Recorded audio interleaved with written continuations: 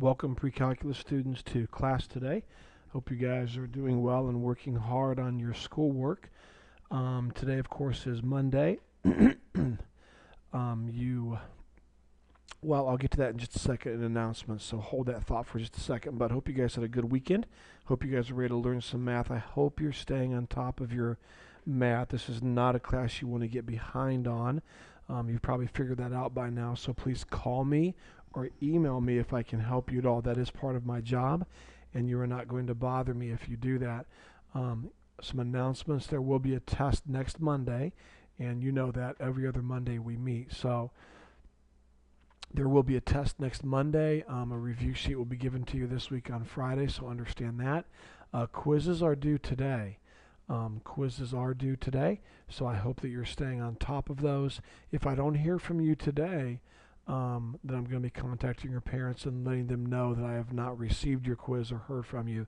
And then also, I forgot to type this in, but and do excuse my voice, a little raspy today, but please stay on top of your integrity sheets. That's really, really important. When you're finished with your homework, write down right away how many problems you did and really keep track of those, okay? So those are the announcements for today. To give you some closure, we're going to look at one topic today. Here it is. If you want to write that down while I'm rambling on, that's fine to do. The date today is the 30th, if you want to write that down. But this is the topic we're going to look at. I'm going to give you 4 examples today, okay? So not a very long video, and I believe the homework assignment, if I remember correctly, is about 8 problems. Let's see, 17, 6, 7 problems actually. And that's okay. It's definitely a good lesson for one day, and we need to really take our time here and practice using these trig identities. So with that in mind, go ahead and copy this heading down for today. We're looking at simplifying trig fractions, lesson 6.1, and the date today is the 30th. Now, a couple quick thoughts. Today, we are going to continue to use the basic trig identities. Remember, students, I gave those to you last week. And we're also going to continue to use the Pythagorean identities that we learned last week. I believe it was on Friday.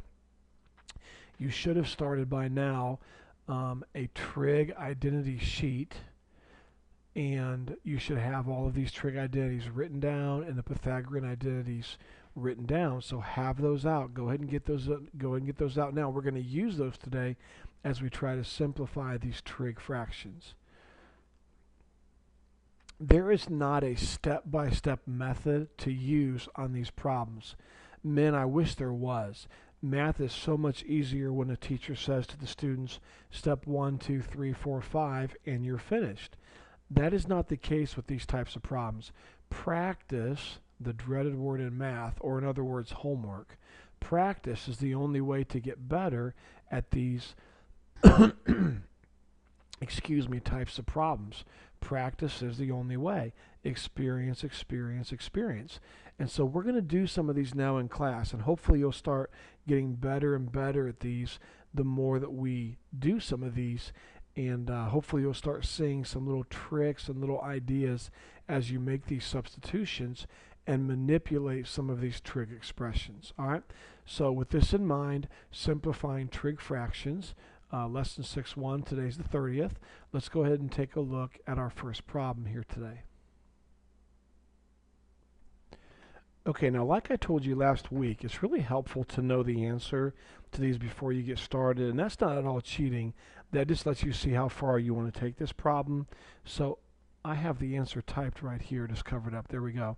So we're trying to take this fraction and do some substitutions, manipulations, simplifying, reducing, whatever, until we get cosine of x. So first of all, if you'll notice on your basic trig identity sheet, I don't think anywhere we have cotangent of a negative angle or cosecant of a negative angle.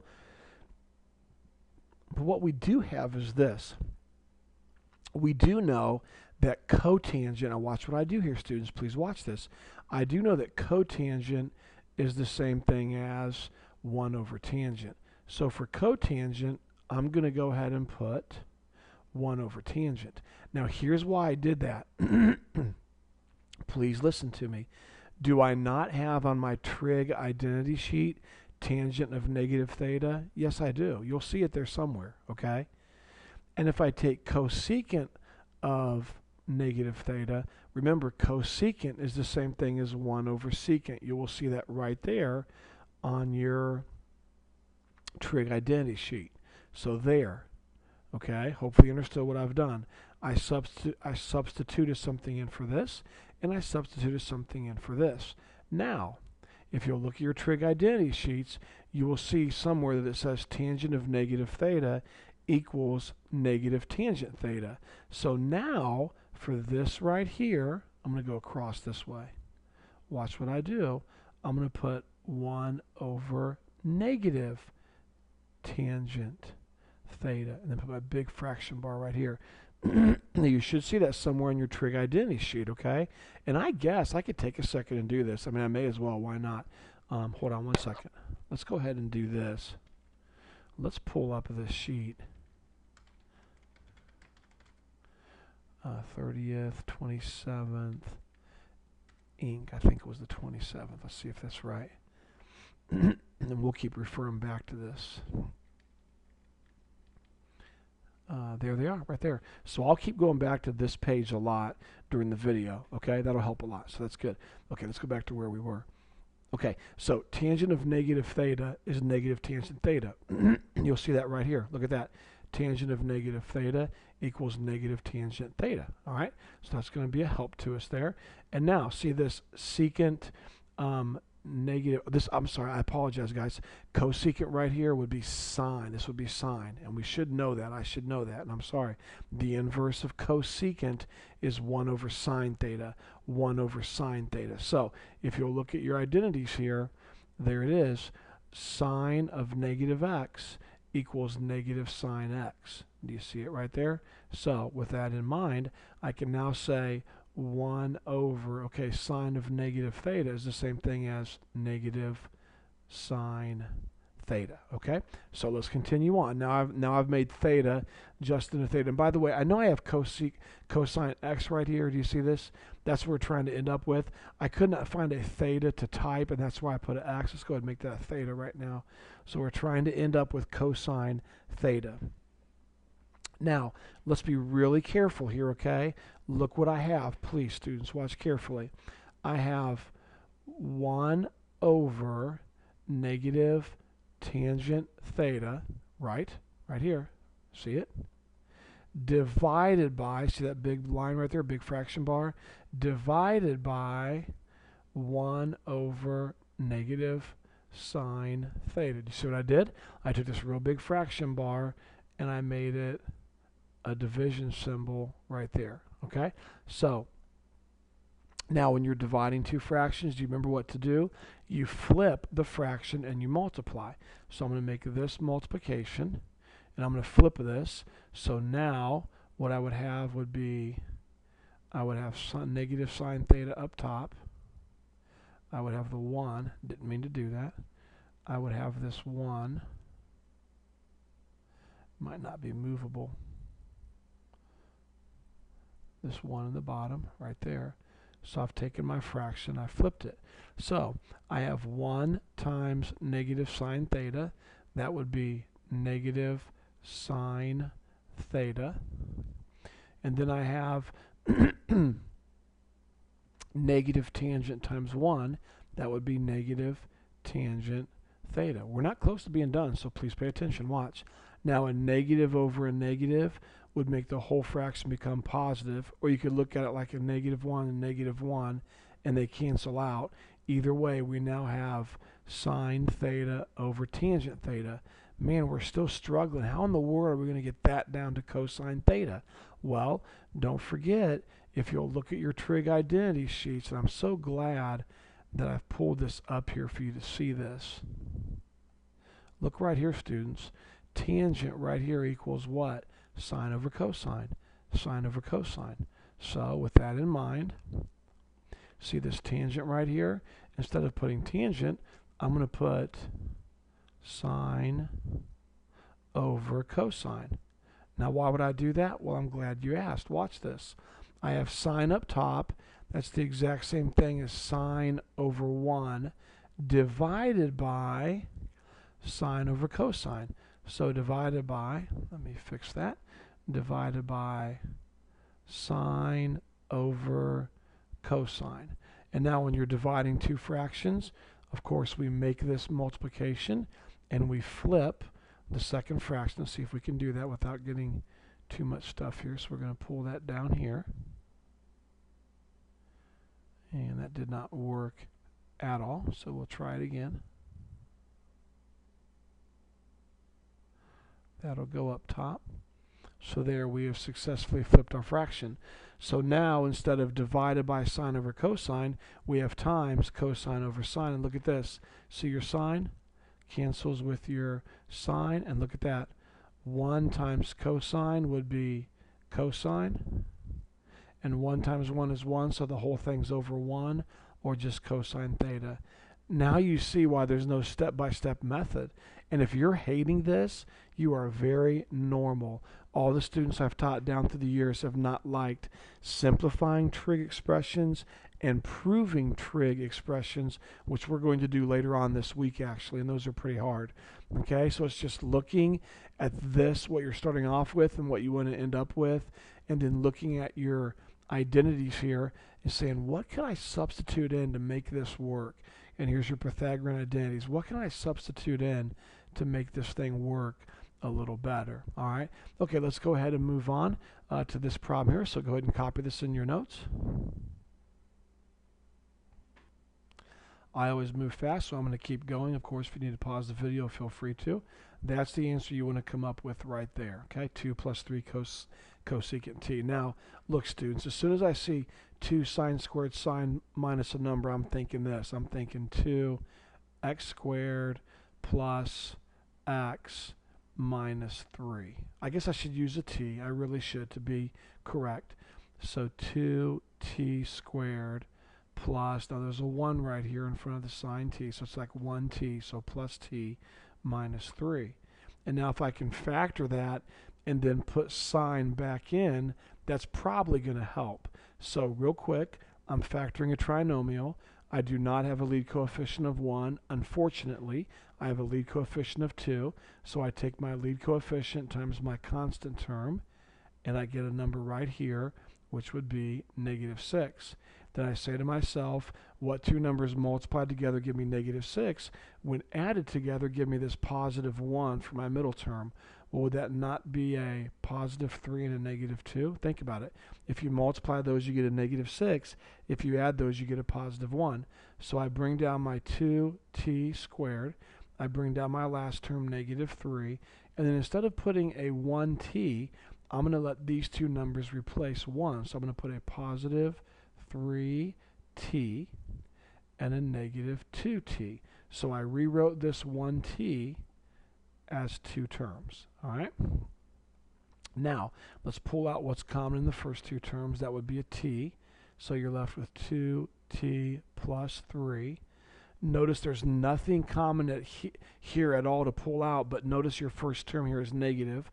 So we plot a -1, and you're left with 2t plus 3. Now, how did I know that? Well, let's see. -1 times 2t is -2t. -1 times 3 is -3. Your parentheses match, so you're left with 2t plus 3. And then your other parentheses, you would have t minus 1. Now, let's go ahead and replace that for our numerator, but let's use sine. So you would really have 2 sine t instead of 2t, and then plus 3. And then here, instead of t minus 1, it would be sine t minus 1. So there, we factored the entire numerator. Now let's take a look at the denominator. Ooh, this is messy. This is not pretty, but hold it. It's going to be really hard to factor when you've got a cosine and a sine. There's nothing common to pull out. But as soon, excuse me for yawning, as soon as I see this 1 and this cosine squared, I'm saying to myself, okay, hold on. What about my Pythagorean identity right here? Look at this, students. Sine squared plus cosine equals 1, right? Sure. Now hold it. I just had a thought. I don't have many of those. If I were to take this positive cosine squared and bring it over here and make it negative, would I not have sine squared x equals 1 minus cosine squared? Would I not? Sure I would. Look at it. If I take this cosine squared and bring it over here to the other side and make it negative, I would have 1 minus cosine squared. So now let's go back real quick and look at this problem we're doing. Look right here what I have in the denominator. Do I not have 1 minus cosine squared? Look at this. 1 minus cosine squared equals what? What's it equal? Sine squared. So for this expression right here, I can substitute sine squared. So let's try that and see if that helps. So for this expression right here, I'm going to go ahead and put sine squared. So now this is gone, and I have sine squared t minus sine t. Now, if I can read your minds for a second, you're probably thinking, Mr. Earhart, I would have never thought to have done that. And really, you're not supposed to. You're new at this. But the more we do stuff like this, you'll start recognizing, oh, a cosine squared is with a 1, and just stuff like that. You'll learn to do that. Now look at your denominator. We can definitely factor this. We have 2 sines here. We have 1 sine here. So we can factor out a sine. So pull out a sine. And when you do that, you're left with, should be a sine t right there. You're left with sine t minus 1, right? Sine times sine is sine squared, and sine times negative 1 is a negative sine t. So this is now gone. And now look what you have. You have a parentheses right here, sine t minus 1, and a parentheses here, sine t minus 1. So this parentheses cancels with this parentheses, and you're left with 2. I'm going to write it over here so we have a little more room. You're left with 2 sine t plus 3 all over, oh man, sine t. That's still not even close to this. So you got to get really creative now, okay? Now watch this.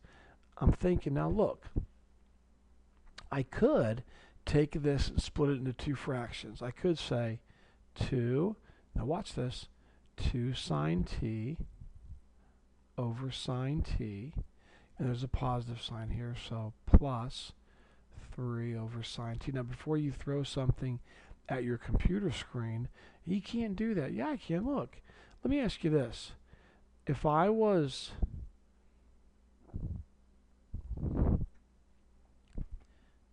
going to add these 2 fractions together right here, and they already had a common denominator, would I not just take 2 sine t plus 3 and put it all over sine t? Sure. So I can go backwards, split this up, and you get this. Now, why would I do that? Well, look at this first fraction, 2 sine t over sine t. Can you not cancel those out, and you're left with just 2, right? Plus, well, hold it. I've got 3 over sine. Let's look at your identity sheets here. Look, students. Sine is the same thing as 1 over cosecant. Sine equals 1 over cosecant. So with that in mind, another way to do, I'm going to show you a shortcut. Another way to do that is simply say, I can bring this sine up top like that, as long as I take the inverse of it, so it really becomes 3 cosecant t. Now, if you didn't like that shortcut, if you're totally confused, fine, watch this. See this sine t? That's really 3 over what? Sine t is the same thing as 1 over cosecant t. And then you take this 3 right here, and you take the bottom fraction, and you divide 3 over 1, divided by 1 over cosecant t. And then you multiply, and you flip this, so cosecant t is up top, and 1 is in the bottom. And look what you get. 3 times cosecant t is 3 cosecant t. So it works. I'm just trying to show you a shortcut so you can really use this and save some time on these types of problems. And the shortcut, again, is just simply this. The shortcut is when you have a trig expression in the bottom like sine t, you can actually bring that up top. As long as it's one term over one term, you can bring it up top and just change it to its inverse, or you can bring it to the bottom and change it to its inverse. So sine t, bringing it up top, would be cosecant of t. So there we go. We did it. We did it again. So we are really, really moving right along. So 2 more problems left, okay? 2 more problems left. Now on this problem here, here's the answer you want to come up with. Secant x. So that looks pretty hard to do, but if you're going to end up with just secant x, obviously you're going to have to take these 2 fractions or these 2 expressions. Sorry again for yawning. You have to put these 2 together somehow. Now, you could, sorry about that, put this over 1 and then get a common denominator. And I did it that way and it's fine, but there's a faster way. Here's what I did. I said to myself, okay, I've got to put these 2 fractions together. So how about if I do this? How about if I say cosine x over 1 plus sine x plus, now look at this, here we go. What is tangent equal? Tangent equals sine over cosine. So, for tangent, I'm going to put sine over cosine. Very good. Now let's go ahead and find a common denominator. And don't forget, compare your 1-termers with your 1-termers, your 2-termers with your 2-termers. For example, here we go. Let's put a really long fraction bar, then a plus sign, and then a long fraction bar. Okay, here we go. I have cosine x, 1 term. I have no cosine x's over here. How many cosine x's in this denominator? 1. How many in this? None. Which denominator has the most? This one, and it has 1. So I'm going to put a cosine x and a cosine x. Now look at this binomial, 1 plus sine x. How many groups of 1 plus sine x do I have? 1 group. How many over here? None. Which denominator has the most? This one. And so I'm going to go ahead and put 1 plus sine x, definitely in parentheses, for my common denominator. And now we found our common denominator. Now watch what happens here. I say, well, first of all, I bring down my denominator, so I've got my numerator, so here's a cosine x. So you bring that down and put it there. So cosine x. And then you say to yourself, what do I have extra here that I don't have here? Well, obviously you have a cosine x extra, so you write it up top. So cosine x. Now real quick, I'm going to save time. Cosine x is obviously cosine squared x. Okay, now we come over here. Remember, you take your numerator and you bring that down. So I'm going to bring down a sine x. And then I say to myself, what do I have extra here that I don't have here? Well, it looks like to me I have a 1 plus sine x. I'm going to put 1 plus sine x. Okay?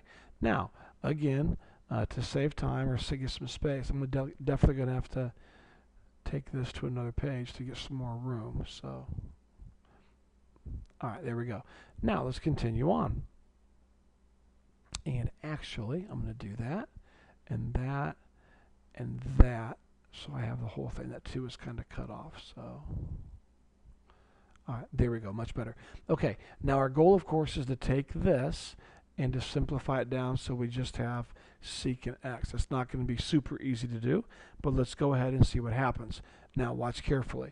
I've got a common denominator, so I'm just going to go ahead and put CD for common denominator. I've got cosine squared x plus this over here. So I have cosine squared x plus, well, sine x times 1 would be sine x. And then sine times sine, sine times sine would be sine squared. All of your common denominator. Now, remember, you can rearrange these terms up top. And by the way, don't try to put these together. They're unlike terms. One is a sine and one is a sine squared. So they're not like terms, okay? So you can rearrange these in whatever order you want. So I'm going to put this sine squared out front. So I'm going to go like this. And I'm going to pick up this sine squared. Now watch what I do here, please, students. I'm going to pick it up, and I'm going to put it out front here. And I'm just going to real quick get rid of this thing. We don't need that. There we go. Now, why did I do that? Why would I don't need this. Why would I want to rearrange the order? To help you see something. Now that I've rearranged the order, I have sine squared plus cosine squared plus sine. Now, if you look at your trig identity sheets right here, Pythagorean, what's sine squared plus cosine squared equal? 1. Sine squared plus cosine squared equals 1. So, for sine squared plus cosine squared, I can put 1. So now I have 1 plus sine x all over my common denominator, which is cosine x. Ooh, look, 1 plus sine x. So cool.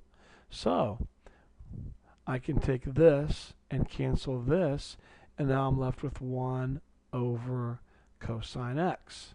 Now look at your trig identities here, your basic identities. Look at this. What does secant equal? Secant equals 1 over cosine. So if I have 1 over cosine, that's the exact same thing as secant x. And by the way, let's go back a page. What did I want to have? Secant x. That's the answer I wanted to have. That is so cool. All right, let's take a look at this last problem here, and we'll be finished for the day. So good job listening. Then you'll have about 7 homework problems to work on. Okay, let's go ahead and get started with this. I was taking my eraser and working over here. I don't see, I might have forgot to type the answer in. So just go ahead and work this out, and when we get down to the end, we'll see what kind of happens here. So, all right, let's simplify this as far as we can go. Now, we're dividing two fractions, so we know in the end we're going to have to flip this thing. In fact, you know what? Let's just flip it now. So I'm going to go ahead and put a multiplication sign right here. I'm going to try to see if I can highlight this denominator and drag it way out of the way, and then highlight this numerator, bring it down here. There we go. I'm getting pretty good at that. Look at that. All right, very good. Now let's go ahead and let's see if we can't do some factoring and canceling. For example, I see some really easy factoring right off the bat. See this numerator right here? I have a 6 and a 10. The largest number that goes into 6 and the 10 is 2. So I'm going to factor out a 2, and I'm left with 3 cosine x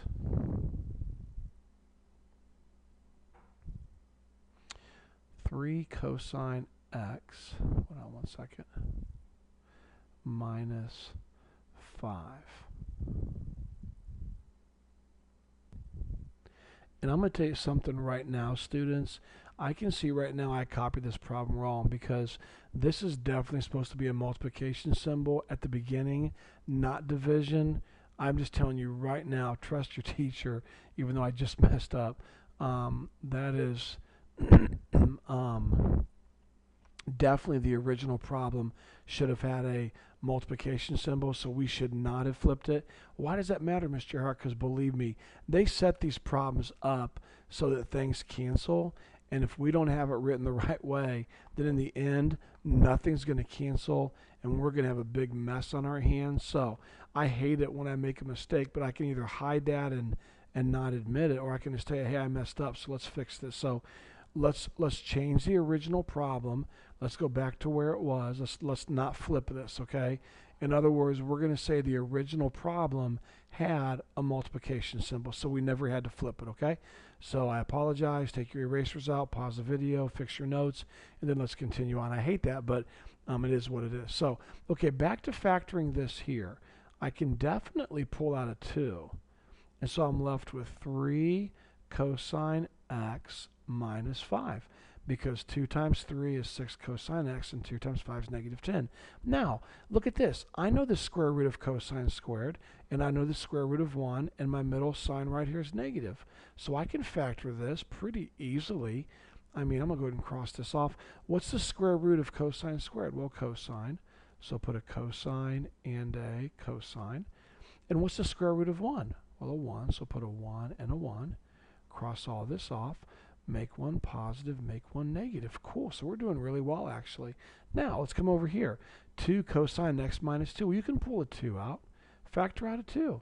And you're left with cosine x minus 1, right? 2 times cosine is 2 cosine. 2 times negative 1 is negative 2. And now look at this numerator.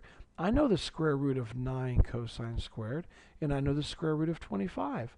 So I can factor this. The square root of 9 cosine squared is 3 cosine. So I'm going to put 3 cosine x, 3 cosine x. The square root of 25 is 5, so put a 5 and a 5. Make one positive, make one negative. And see, if we had not fixed this problem, students, then nothing would have canceled. It would have been really, really bad, okay? So look at this. I have a 3 cosine x minus 5, which cancels with a 3 cosine x minus 5. Cool. I'm just left with a 2 right here. Now I've got a cosine x minus 1, which would cancel with cosine x minus 1. Not too bad. So now let's go ahead and do our multiplication real quick, okay? So 3 cosine x plus 5. So 3 cosine x plus 5 times cosine x plus 1 all over 4.